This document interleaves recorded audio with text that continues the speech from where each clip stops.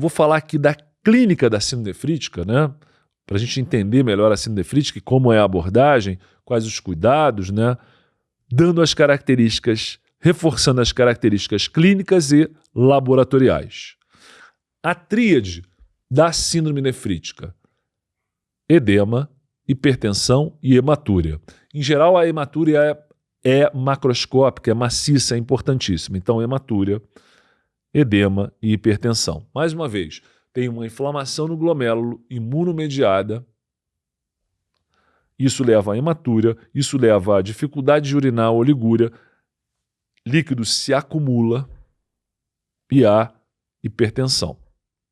Há edema por transudação de líquido, por excesso de pressão. Lembrando que edema, aqui só um parênteses, edema no nosso organismo se forma por transudação, por excesso de pressão, se forma por diminuição da pressão oncótica, porque eu tenho baixa de proteína no líquido intravascular, na hipoalbuminemia, na síndrome nefrótica, que a gente já vai falar adiante. Eu posso ter edema por processo inflamatório vascular, uma vasculite, com transudação de líquido, ou às vezes até perda de albumina para fora do vaso.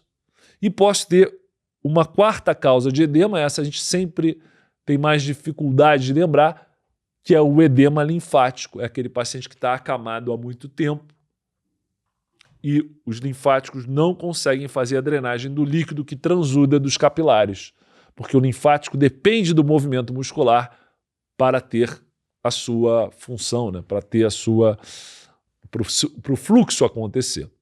Mas nesse caso da GNDA, o edema ele decorre da hipertensão. Então o paciente não consegue, tem uma inflamação no glomérulo nefrite difusa aguda, ele fica oligúrico, não consegue urinar, ele tem hipertensão. Com a hipertensão ele tem transudação, ele tem edema. Então edema, hipertensão, hematúria. Posso incluir aí disfunção renal. Muitas vezes eu tenho escórias aumentadas. Essa hipertensão na GNDA, se ela não for percebida a tempo, ela pode aumentar num nível que pode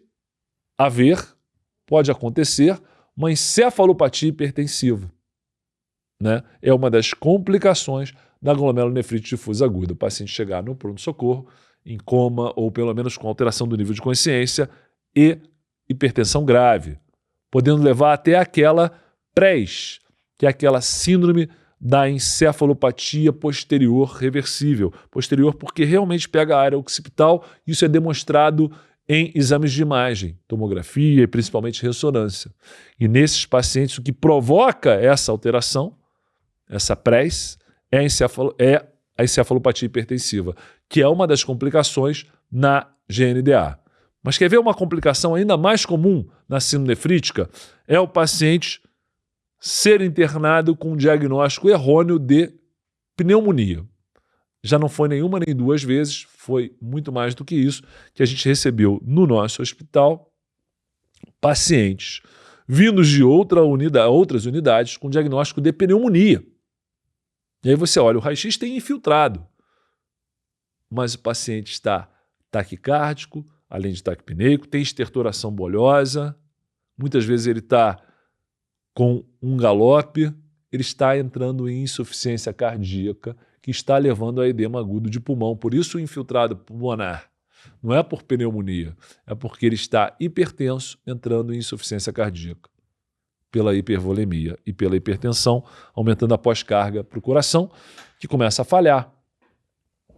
Então, uma das apresentações da GNDA é uma pseudopneumonia. O paciente é internado pensando-se em pneumonia, quando na verdade ele tem uma GNDA. E como é que eu vou descobrir isso? Bem, pneumonia não costuma ser combinada com edema, com anasarca. E principalmente na pneumonia não há por que o paciente ter hipertensão.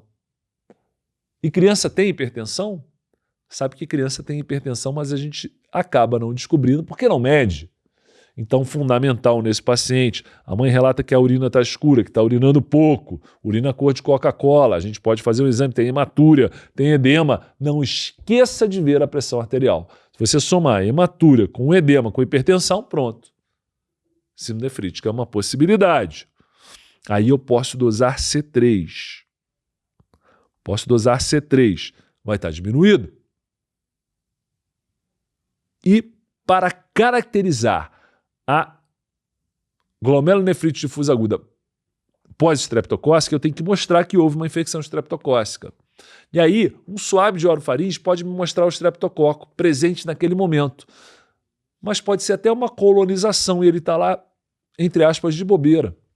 Nem tem relação com a doença atual. O estreptococo que leva a uma GNDA posterior, ele causou doença e levou à formação de anticorpos. Então, o que vai mostrar de fato que houve estreptococo ali são os anticorpos, como, por exemplo, a antistreptolizina O.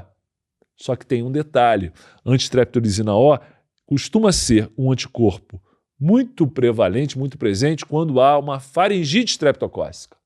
Mas se a causa foi um estreptococo causador de impetigo, de lesão de pele infecciosa, o melhor anticorpo é a anti-DNase B. Então, dosar só a aslo pode ser insuficiente para eu demonstrar a infecção estreptocócica prévia.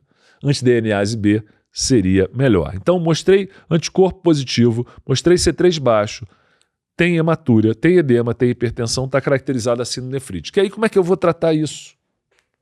Como é que eu vou tratar essa doença? Bem, primeiro colocar algo de uma forma bem objetiva, bem clara, bem transparente. O prognóstico é bom no longo prazo, só que eu não posso deixar o meu paciente morrer de edema agudo. Então, o que a gente faz? Primeiro, erradica o estreptococo de uma vez. Uma penicilina benzatina resolve. Depois, combata a hipertensão. O processo não é de hipervolemia, então tente um diurético, furosemida. Às vezes é o suficiente para o paciente começar a urinar com diurético potente de alça, uma furosemida. É o suficiente. Resolve. Ou, quando ele não urina, não responde também à furosemida, fazer outro antihipertensivo.